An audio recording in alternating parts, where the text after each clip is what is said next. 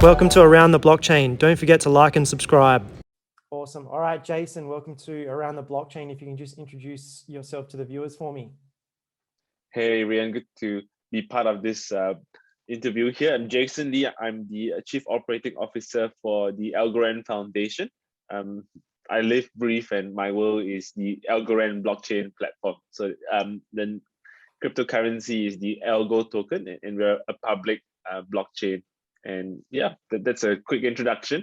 Any more you'd like to know? No, that's awesome. Look, so we actually kind of met a little while ago, a couple of months ago, just through LinkedIn, and then again, Karen, who I'd had on here previously, sort of reintroduced us together. So that's kind of how we're here today, just so that the viewers have a bit of a backstory. How did you get into the blockchain space, Jason? Oh, great question. So I started off in law, then banking, and that was in Kuala Lumpur, Malaysia, where I grew up in. And then when I moved to Melbourne, I came here more because of I got married and my wife got a role here, and she's in the medical profession, so completely different. And I thought, hey, beyond banking, beyond fintech, what's really at the edge of things? And in 2016, that was the blockchain and cryptocurrency space. So after a few consulting gigs, started off at the Blockchain Center. Those in Melbourne may know about it. I landed a role with the NEM Foundation, the NEM blockchain platform, and sort of carved a career out working with digital asset foundations. So over the course of about 3-4 years, I grew in my role with NEM from a partnerships role to the VP and a board member. And that led to recently, just this year in January, I came in as the COO for Algorand Foundation. So I guess cut my teeth in a really niche specific space within this blockchain and crypto sphere, which is in the world of foundations. Yeah. Yeah, wow, very interesting. I didn't realize you were previously a banker. What like banks were you working for, and what were you doing back in the banking world? Yeah, so I know you come from a banking background. So yeah, so I worked with Standard Chartered Bank. Fascinating days. I was part of their international program, and so had business exposure in Philippines, Singapore, Dubai, Brunei, and then in Kuala Lumpur. Rotated around most parts of the banks, from commercial to loan collections. Worked in the CEO's office, and I was the right hand to the CEO of my retail bank for a good year, in terms of really understanding the management and leadership of an organization, and then landing in wealth management, working with the MD there, and in private banking, priority banking. And that sort of really sparked my curiosity to the financial ecosystem and how financial systems work as well, which, as you know, the origins all came in through the crypto space as well, the Bitcoin white paper. Yeah, absolutely. Wow, that's fascinating. Yeah, like obviously you've just sort of mentioned as well, I have a bit of a background in banking, not as extensive as yours. It's about 3 years worth of retail banking experience, but I'm always fascinated to chat to someone from, from that world, obviously from the traditional banking space. I find it interesting and just sort of finding out how they've sort of decided to go from being in a very traditional sort of, finance sort of job or career, and then jumping into, this completely sort of emerging and unknown world of crypto. So you just mentioned as well, so you're the COO at the Algorand Foundation. Can you talk to me a little bit about what you guys do, and then obviously what your role is specifically there as well? Yeah, sure thing. I'll probably mention one note from that, what you just said, like your career would grow with the growth of the industry. And I know, Rian, you're starting out right now, and you're going to grow so much further with the growth of the industry. As you can see, those viewers watching as well, if you're listening, means you're committed and you're in it, and just keep that pace, and you'd see how much you have grown as a person as well. And likewise, in my role as well, I've also grown, and to see what Algorand Foundation is doing is phenomenal in terms of the growth rate and the commitment to, at the same time, have the integrity. Being the professionals in this space has really helped open my eyes to know a glimpse of what a future could look like in a decentralized, blockchain-enabled world. So a bit about Algorand.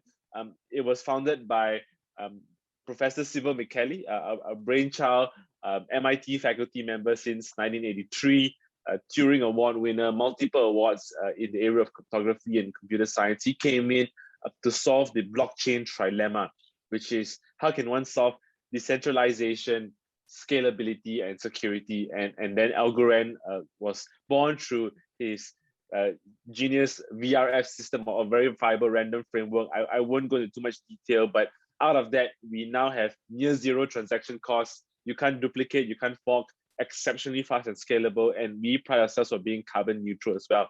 Now, on top of the public chain is the Algo cryptocurrency, and in its founding, 10 billion Algo was minted, and of course, quite a number of it is in circulation, and also a portion of it is then kept into an endowment or some form of a treasury, of which then Algorand Foundation comes in as the custodian to steward the funds, and we then allocate this funding into multiple programs that we have, into funds that would support the growth of the Algorand ecosystem.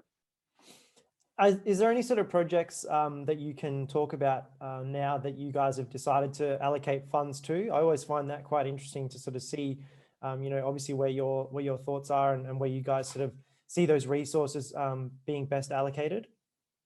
Yep. So we don't allocate them into specific projects, but into programs, and then these programs then go into projects. So one of our flagship programs, for example, is the 250 million Algo grants program. So that's denominated in the Algo token, and then we provide grant funding to projects who are then building on the Algorand platform. We also have accelerator programs, hackathons, bounty programs. Of course, because we have a really good academic background, we're launching an Algorand Center of Excellence program along with universities to really drive research in the blockchain space. We're developing a Algorand learning platform for developers to grow in their understanding of us.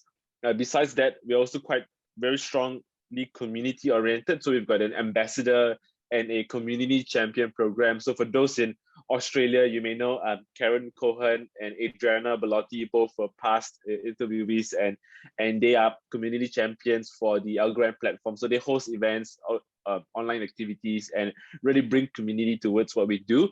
And all this all then are part and parcel of how we allocate our funding program altogether. The biggest actually is our community governance program, where we're going to roll out where governors can then, or where holders, if you hold an Algo token, you can commit your token, and then you earn a governance rewards, and then you decide in where that allocation goes to in the future as well, because we do have allocations that have not been fully utilized yet, including our innovation funds, social impact programs. So there's quite a number of things that we're quite excited to roll out in the next year or so. Yeah, sounds very exciting. I have chatted to a couple of guests before, like you've just mentioned, that are also quite heavily involved with the Algorand Foundation and promoters, obviously, of what you guys are doing. So yeah, it's quite interesting. What would you say your biggest challenges have been, I guess, to date, obviously being, working with the Algorand Foundation? Yeah, so I guess like most people in this industry, you're really doing a lot of things for almost the first time, figuring it out, from your banking to entity setup to your strategy. So one of the challenges as well is to wear the multiple hats that you have. You want to you're in a way running a whole economy, right? And hence the word token economy, right? And so you in a way function a bit like a reserve bank, for example, right? Except obviously there's no inflationary pressure. You don't print more money. It's obviously always 10 billion algos, right? And you need to know how to intelligently manage the market capitalization, the token price. So you got to wear a reserve banker's hat. Then you're a bit like a politician as well, because you've got constituents, you've got the community, you've got grantees, you've got partners, and you want to ensure that they're all a part of the ecosystem and growing as well. So besides a reserve banker, a politician, you want to be like an entrepreneur. You want to grow the business. You want to grow activities along the ecosystem. And then you're a researcher as well, because we want to continually grow in our academic research. And so the challenge is the multiple hats you wear. And I'm just saying 4 hats, but there are obviously a lot more that you need to do. You need to be a risk manager. You need to be a really keen understanding of the entire space, the DeFi, NFT, the latest trends and activities that are happening. And there's always so much innovation that's going on that you need to just constantly be prepared. And I guess that in itself is a challenge. Yeah, absolutely. I'm glad you mentioned that. A lot of people that I've spoken to that do work in the industry that have even been involved, for 5, 6, 7, 8, 9 years, also to say that, you're kind of mostly doing stuff for, for the first time. So it can be quite difficult to kind of know if your answer that you've come up with is the right answer for whatever problems and stuff that you're encountering. Yeah. So I'm glad you mentioned that as well, because a lot of people I think that are in the industry feel exactly the same way. So look, talk to me a little bit about, you mentioned DeFi and NFTs there. NFTs have been booming. Obviously DeFi is also really, really popular. Are there any sort of projects that spring to mind when we either talk about DeFi or NFTs that are exciting to you that are, facilitated on the Algorand blockchain? Yeah, of course, there are quite a number of good projects. Maybe I'll jump into the NFT space first. So we've got a good stable of Algorand NFT community members, the likes of Opulus, Tahai Art, Uncopied, Art Square, Italian Wonder, Dadit. We also worked with the SIAE, the Italian major copyright collection agency since 1882. So they're looking to put in over more than 4 million NFTs on the Algorand chain itself. And also then they represent the rights of over 95,000 of their members. Origin Mint is a grantee that they're developing an NFT creation platform. And we've got a number of things that really make us attractive in the NFT space, because currently right now we trail over 1,000 transactions per second with 4.5 second finality as well. And again, no forking makes the perfect sort of Algorand choice, because Professor Silver McHaley in an interview once said, there wouldn't ever be two Mona Lisas on the Algorand chain, because through the VRF, the verifiable random framework, sort of, they call it cryptographic sortition, you can't fork. So that's an exciting space in the NFT side. On the DeFi space, we actually have our own good group of DeFi platforms. We've got a decentralized exchange coming up. Udly out of Australia is a DeFi platform. They've got the lottery. They're going to go into farming, and there's a lot of activities that are really coming up. I think that we're progressing really fast. Maturity level is obviously, in a way, coming up towards where the current space at is in the other ecosystem itself, but we're really picking things up from there.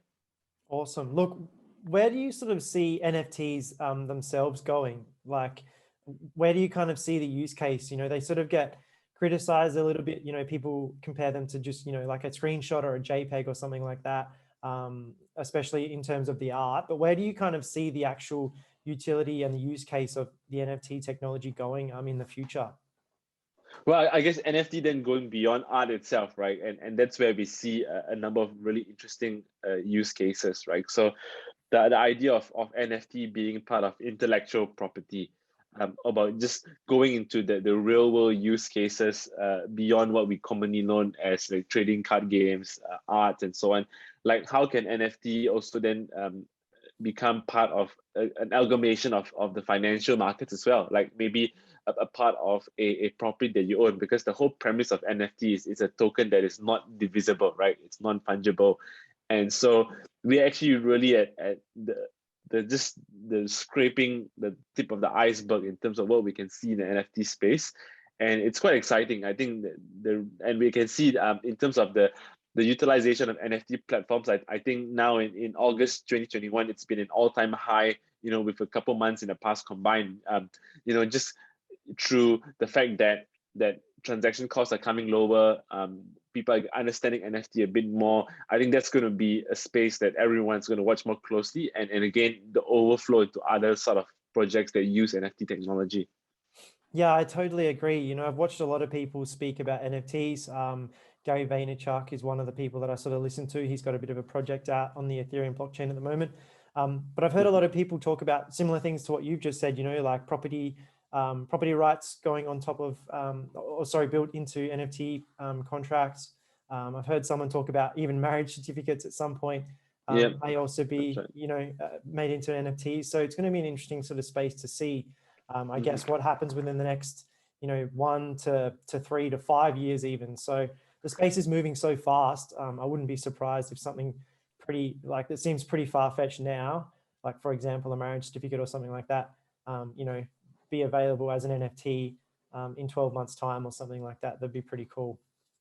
Yeah, that's right. And I think the key is in the value as well, right? Like, there's also a lot of people, the naysays, that say, oh, NFTs, again, they could all be valueless in the future. It's all hype right now.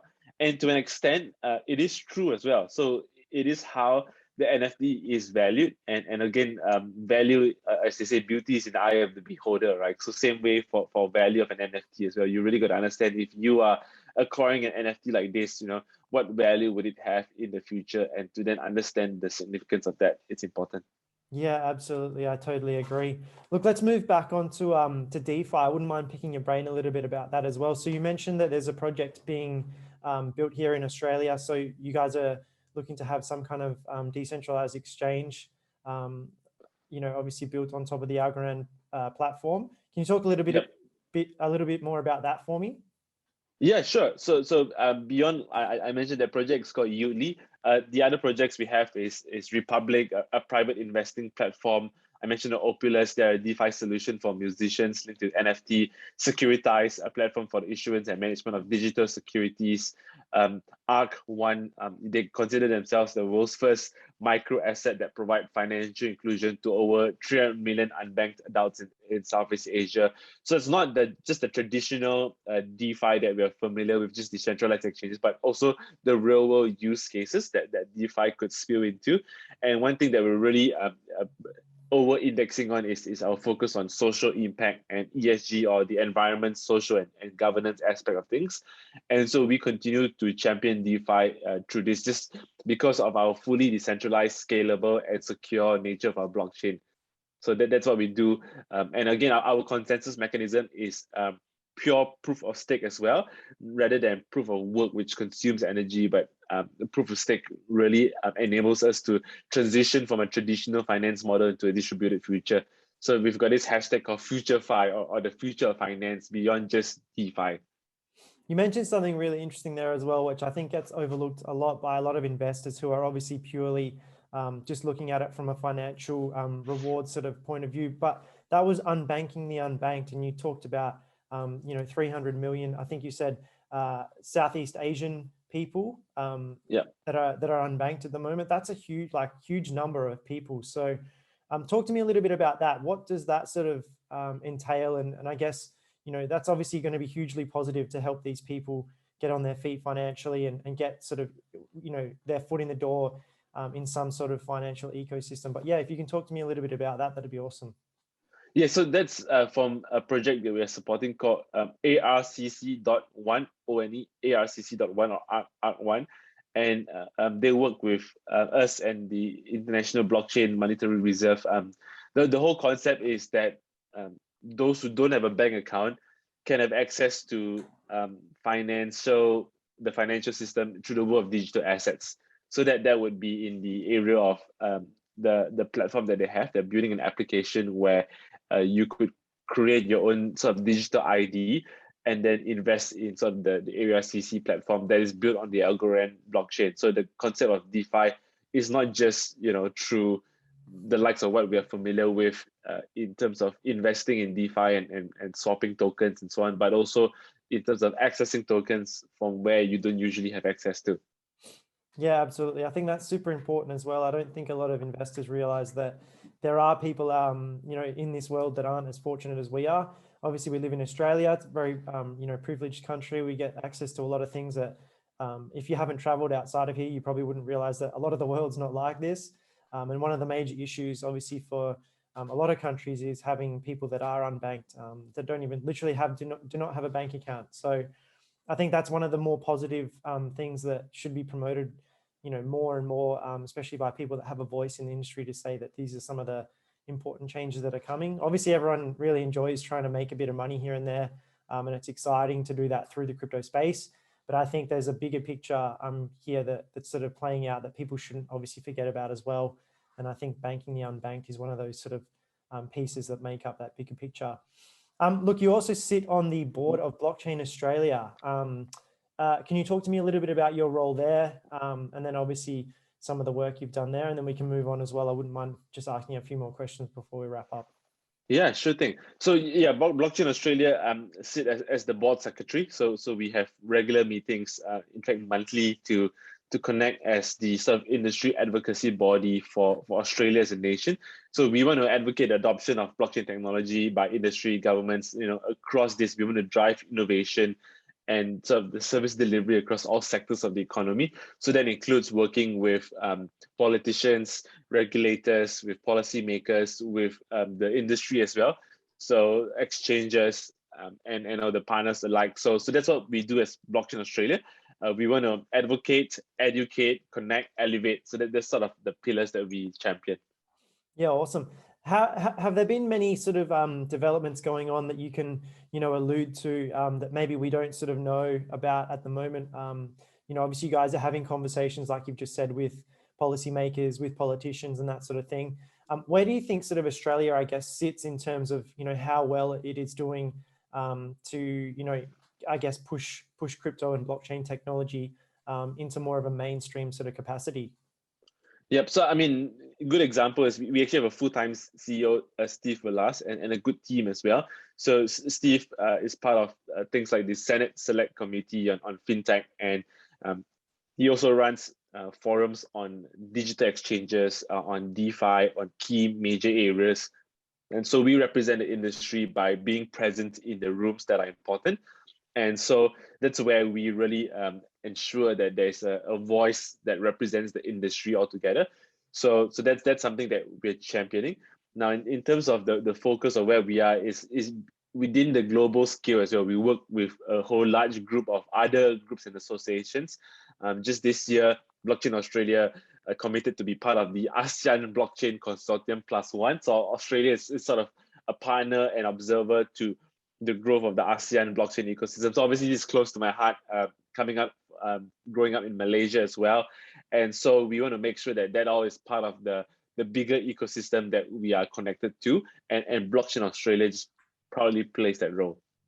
Yeah, that's awesome. It's good to hear that Australia is sort of part of a wider sort of ecosystem internationally and stuff as well. I didn't really obviously realize that. Obviously that we probably communicate with a lot of different countries and that sort of thing behind the scenes. So that's really cool there. I believe Steve Velas has been doing a really, really good job, obviously as the CEO as well. I've heard a lot of good things about the guy. So I guess it's an exciting place for you to kind of be as well. Obviously, being on the board plus working with the Algorand Foundation, I could imagine you've got many hats to wear and you're obviously quite busy. Yeah, no, it's fun times, right? Nothing better than to just immerse yourself in this space. And I think we always choose where we want to play.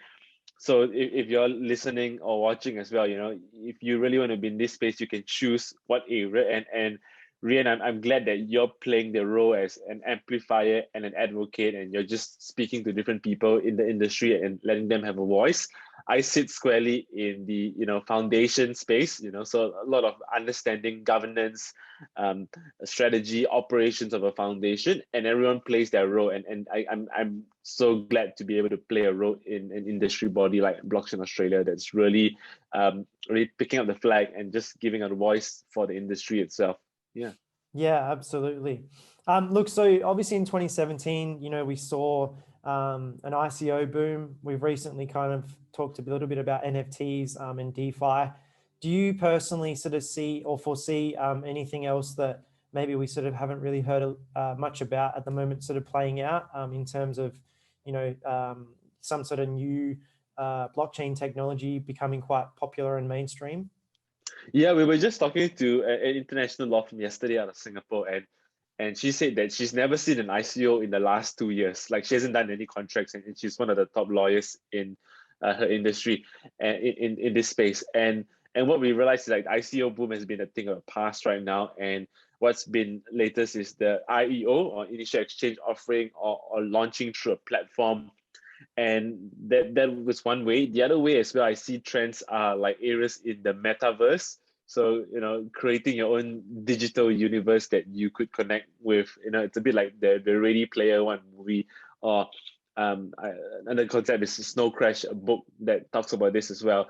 But the whole idea is that we're seeing now areas that have been getting sort of some fringe understanding now taking more ground. Just as how we've seen, NFT in the art space, or DeFi, where you eliminate the middleman. And so that's all really interesting to see things pick up. I think what would continue to grow is niche areas within the major areas. So like, fintech. So blockchain came out of fintech, and then DeFi came out of blockchain. So within DeFi as well, we're seeing lending and borrowing becoming big, micro fundraising becoming big within the DeFi space. So we're seeing a lot more like within the area that's just growing a lot right now. Yeah, absolutely. There's been exponential growth in the entire crypto industry, you know, for quite a while now. So it's going to be interesting to see what happens in the future. I think it's going to be a very exciting time. It's obviously quite an exciting time to be part of the industry as well. I know a lot of my Indeed. friends and stuff that aren't as lucky to be in the industry as myself or even as you as well. They're always constantly asking questions and they're hearing a bunch of stuff. So it sounds like there's obviously quite a lot going on. What do you sort of foresee is next for you and obviously the team at the Algorand Foundation for the remainder of 2021? Well, I guess the big thing is the launch of our community governance program, which is coming out this October. So we want as many people who are interested in our Algorand ecosystem to commit as holders, and they get to essentially take part in the allocation of the funds that we have. So we have this thing called the Algorand Ecosystem Resource Pool. There are about 3.2 billion Algo tokens altogether. Part of it is like the 250 million Algo grants program. So out of that 3.2 billion, there's a large allocation, and we want this governance to be part of what we do and sort of shape the future of where we do. So we want to just be good stewards of the tokens that we have as part of the foundation. So that's going to be big for the remainder of 2021. The other area as well is to continue to bridge the traditional and the space that we're in. So work with the Fortune 500 companies, the public organizations, the NGOs that are interested in exploring this. Like, we want to partner with you. So if you're listening and you're keen to connect, this is something that we really want to explore and see how we can, strive to develop more understanding and develop further partnerships from there as well. And is there anything exciting planned for beyond 2021, so 2022, and then possibly even further into the future for you guys at the Algorand Foundation? Yeah, definitely. I mean, there's nothing more exciting than having 3.2 billion algos in your fund and to be able to execute on that, right? So we want to make sure that the programs that we have had, we are actually operating them right now. So a lot of my work from an operational nature is to make sure that we've got the right team on the right bus, running the right programs, and that programs actually add tremendous value to the ecosystem altogether. So when the governors decide, the foundation facilitates, and that's where I get to roll up my sleeves and work on really mission-driven, game-changing, sort of bleeding-edge innovation kind of activities that will really move the needle forward to where essentially the future of humanity could look like. Because we're now charting paths that we would not have imagined charting before, and to many it'll be like unexplored territory, and it's quite exciting to be a pioneer, for our generation, of which in the future it's just going to be like, oh yeah, that's normal, just as how the early day pioneers pioneered the printing press, flight, having simple things that we tend to just not appreciate right now, but we realize that they were once pioneers that just charted before us. Yeah, absolutely. Look, Jason, do you have any sort of closing thoughts for the viewers at all? Yeah, I guess if you're listening, get involved in a way that you'd be interested in. So now that you've spent some time with me, you've heard a bit more about the Algorand ecosystem. I encourage you to check out what we do and to follow that, or to also check out the interviews that Rian has nicely served to you, and you can listen in wherever you are. But to get involved, and if you're thinking of even committing a career to it, I would highly encourage you to do so, because this space is nothing but growing, and to also then see which lane do you want to stick to as well. There are many ways you could get involved, but I always say that you want to grow according to where the industry is growing, and this space is just growing faster than ever before. Absolutely. Look, Jason, thank you so much for your time. I really do appreciate it. Where can the viewers find out a little bit more about yourself and obviously the Algorand Foundation as well? Yeah, so just the website is algorand.foundation, or just search me up on LinkedIn or Twitter, just Jason Lee Algorand. You'd see a bit on there as well. And just happy to connect where possible. Awesome. Thank you so much for your time. Appreciate it. Thanks, Ryan.